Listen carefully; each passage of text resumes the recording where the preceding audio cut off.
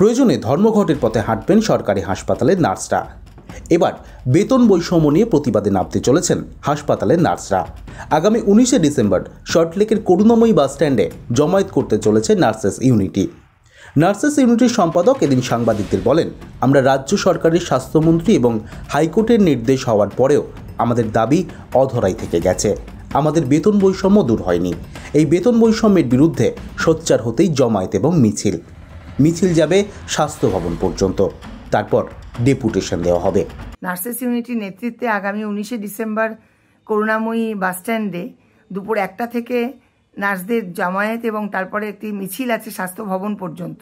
Issue আমাদের বহু পুরনো দাবি এবং বহু লড়াই, বেতন বৈষম্য দূর করা, সেটাই মূল দাবি। তার সঙ্গে অবশ্যই আছে অভয়ার ন্যায় বিচার। ফলে আমাদের আপনারা সকলেই জানেন যে আমাদের আন্দোলন থেকে আমরা স্বাস্থ্যমন্ত্রীর প্রতিশ্রুতি পেয়েছিলাম, আমরা হাইকোর্টে চিফ জাস্টিসের রায় পেয়েছি। তার সত্ত্বেও কিন্তু আমাদের দাবি এখনো অধরা, আমাদের বেতন বৈষম্য কিন্তু দূর হয়নি। তো এই দাবিতেই আমাদের এদিনকার জমায়েত এবং মিছিল। এদিন তিনি আরও বলেন, অভয়ার বিচার না পাওয়া নিয়েও তাদের এই প্রতিবাদ। আগামী দিনে যদি তাদের এই বেতন বৈষম্য না ঠিক হয়, তাহলে তারা হাসপাতাল পরিষেবা বন্ধ করে দেওয়ারও হুমকি দেন। যথেষ্ট ঝুঁকি নিয়ে তারা কাজ করেন। তাদের অন্যান্য চাকরিজীবীদের মতো কোনো অংশে কম ডিউটি করতে হয় না, কিন্তু তাদের সমতুল্য কাজ করে তারাও নন মেডিকেল।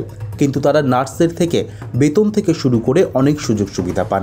বিগত সরকারের আমলেও তারা এই সুযোগ থেকে বঞ্চিত হয়েছেন, এই সরকারের আমলেও বঞ্চিত হচ্ছেন।